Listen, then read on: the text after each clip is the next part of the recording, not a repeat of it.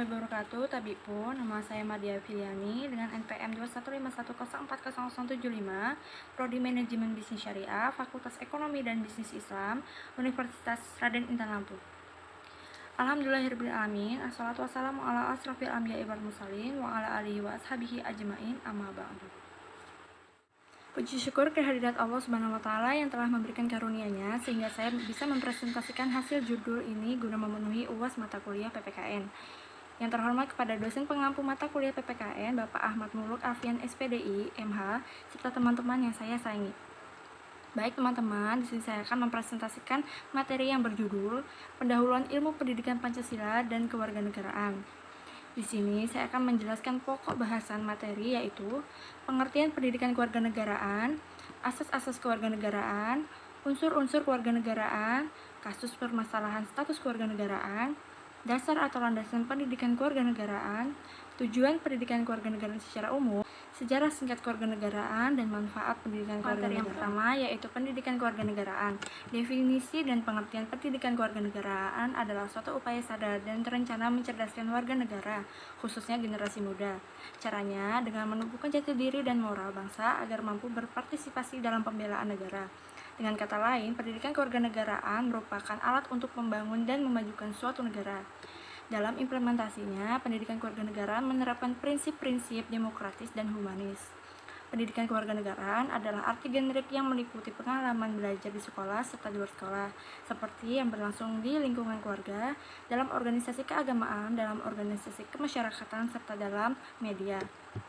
Dalam makna luas, pendidikan kewarganegaraan dimaknai juga sebagai pendidikan demokrasi yang mempunyai tujuan untuk menyiapkan warga masyarakat berpikir kritis serta melakukan tindakan demokratis.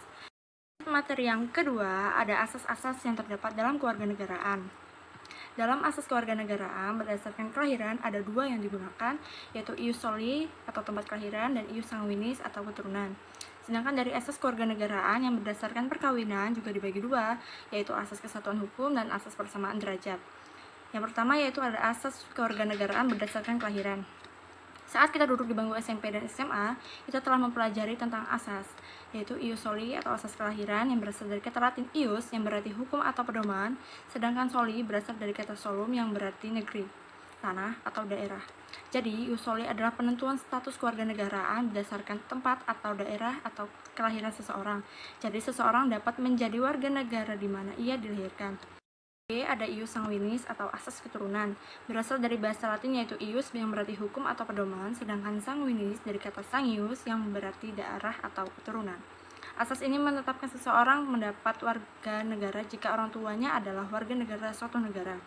Misalnya seseorang yang lahir di Indonesia namun orang tuanya memiliki kewarganegaraan dari negara lain, maka ia mendapatkan kewarganegaraan dari orang tuanya. Kedua, ada asas kewarganegaraan berdasarkan perkawinan. Selain dilihat dari sisi kelahiran, kewarganegaraan juga dilihat dari perkawinan yang mencakup asas kesatuan atau kesamaan hukum dan persamaan derajat. Yang A, ada asas kewarganegaraan umum berdasarkan UU nomor 12 tahun 2006. Asas kewarganegaraan umum terdiri atas 4 asas, yaitu asas kelahiran, asas keturunan, asas kewarganegaraan tunggal, dan asas kewarganegaraan ganda terbatas. Yang kedua, ada asas kewarganegaraan khusus. Asas ini terdiri atas beberapa macam asas atau pedoman kewarganegaraan, yaitu yang pertama asas kepentingan nasional, mengutamakan kepentingan nasional Indonesia dan mempertahankan kedaulatannya. Yang kedua, asas perlindungan maksimum, pemerintah harus memberikan perlindungan kepada setiap warga negaranya. Yang ketiga, ada asas persamaan. Di dalam hukum dan pemerintahan, setiap warga negara memiliki kesamaan hukum dalam pemerintahan. Yang keempat, ada asas kebenaran substansif. Asas ini di mana prosedur kewarganegaraan seseorang tidak hanya bersifat administratif, tetapi juga bersifat substansi. Yang kelima ada asas non-diskriminatif, tidak membedakan warga negara dari banyak hal seperti suku, ras, warna kulit, dan lain-lain. Yang keenam ada asas pengakuan dan permohonan terhadap HAM, menjamin dan melindungi warga negara dan memuliakannya pada persamaan HAM. Yang ketujuh ada asas keterbukaan, segala sesuatu yang berhubungan dengan warga negara harus bersifat terbuka. Yang terakhir ada asas probabilitas bahwa seseorang yang kehilangan kewarganegaraannya akan diumumkan dan diberitakan agar masyarakat mengetahuinya. Lanjut ke materi yang ketiga, itu ada unsur-unsur yang terdapat dalam kewarganegaraan.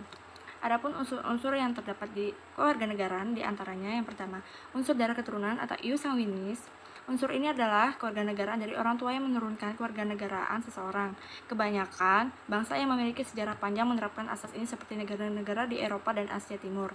Contohnya apabila orang tuanya memiliki keturunan warga negara Indonesia, maka anaknya warga Indonesia juga.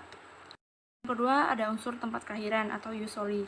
Unsur ini adalah daerah seseorang dilahirkan menentukan kewarganegaraan seseorang. Contohnya, orang tua melahirkan anak di tempat di negara Indonesia. Unsur ini dianut oleh negara Inggris, Amerika, Prancis, Jepang, serta Indonesia. Yang ketiga ada unsur perwarganegaraan atau naturalisasi. Unsur ini adalah proses perubahan status penduduk asing menjadi warga negara suatu negara. Proses ini terlebih dahulu memenuhi beberapa persyaratan yang ditentukan dalam peraturan kewarganegaraan di negara yang bersangkutan. Hukum naturalisasi di setiap negara berbeda-beda ya. Lanjut ke berikutnya, ada kasus masalah kewarganegaraan. Yang pertama ada apatrid, kasus di mana anak tidak memiliki status kewarganegaraan. Keadaan ini terjadi karena seseorang ibu berasal dari negara yang menganut asas ius soli, melahirkan seseorang anak di negara yang menganut asas ius sanguinis. Sehingga tidak ada negara baik itu negara asal ibunya atau negara kelahirannya. Yang kedua ada bipatrid, kasus di mana timbulnya dua kewarganegaraan. Hal ini terjadi pada seseorang ibu yang berasal dari negara yang memiliki asas ius sanguinis melahirkan seseorang anak di negara memiliki asas ius soli, sehingga negara asal dan negara tempat di mana ia melahirkan memberikan status kewarganegaraan juga. Yang ketiga ada multipatrid, kasus di mana seseorang memiliki dua atau lebih kewarganegaraan. Contoh seseorang yang bipatrid juga memberi pemberian status kewarganegaraan lainnya, di mana saat menerima kewarganegaraan yang baru, ia tidak dapat melepaskan status bipatridnya. Lalu yang selanjutnya ada dasar dan landasan kewarganegaraan. Yang pertama ada landasan hukum, yaitu Undang-Undang Dasar 1945, Undang-Undang Nomor 20 Tahun 1982, Undang-Undang Nomor 20 Tahun 2003, Surat Keputusan Dirjen Dikti Nomor 43 Tahun 2006. Yang kedua adalah landasan ideal, yaitu Pancasila sebagai dasar negara, Pancasila sebagai pandangan hidup bangsa, Pancasila sebagai ideologi negara. Lagi ke materi yang selanjutnya, yaitu ada tujuan pendidikan kewarganegaraan secara umum. Yang pertama, tujuan pendidikan kewarganegaraan adalah berpikir kritis, rasional, dan kreatif dalam menanggapi isu kewarganegaraan, berpartisipasi secara aktif dan bertanggung jawab, dan bertindak secara cerdas dalam kegiatan bermasyarakat, berbangsa, dan bernegara, serta anti korupsi, berkembang secara positif dan demokratis untuk membentuk diri berdasarkan karakter-karakter masyarakat Indonesia agar dapat hidup bersama dengan bangsa-bangsa lainnya. Lanjut ke sejarah pendidikan kewarganegaraan. Ini sejarah singkatnya ya. Sejarah pendidikan kewarganegaraan di Indonesia dimulai pada tahun 1957 saat pemerintahan Soekarno, atau yang lebih dikenal dengan istilah Civic. Penerapan Civic sebagai pelajaran di sekolah-sekolah dimulai pada tahun 1961 dan kemudian berganti nama menjadi Pendidikan Kewarganegaraan Negara pada tahun 1968. Mata pelajaran pendidikan kewarganegaraan resmi masuk dalam kurikulum sekolah di Indonesia pada tahun 1968. Saat terjadi pergantian tahun ajaran yang awalnya Januari sampai Desember dan diubah menjadi Juli sampai Juni pada tahun 1975. Nama pendidikan kewarganegaraan diubah oleh Kementerian Pendidikan dan Kebudayaan Indonesia menjadi Pendidikan Moral Pancasila atau PMP. Nama mata pelajaran PMP diubah lagi pada tahun 1994 menjadi Pendidikan Pancasila dan Kewarganegaraan atau PPKN. Dan pada masa reformasi PPKN diubah menjadi PKN dengan menghilangkan kata Pancasila yang dianggap sebagai produk Orde Baru. Materi yang berikutnya ada manfaat pendidikan kewarganegaraan. Manfaat pendidikan kewarganegaraan adalah menciptakan warga negara yang memiliki wawasan kewarganegaraan, menanamkan rasa cinta tanah air dan kebanggaan sebagai warga negara Indonesia dalam diri para generasi muda penerus bangsa. Mencetak generasi muda yang bertanggung jawab atas keselamatan dan kejayaan tanah air adalah tujuan berikutnya. Rasa tanggung jawab ini akan tercerminkan dalam partisipasi aktif generasi muda dalam pembangunan. Generasi muda yang bertanggung jawab akan menyaring pengaruh-pengaruh dari luar, mengambil sisi positif dan menolak hal-hal yang tidak sesuai dengan nilai luhur dan moral bangsa.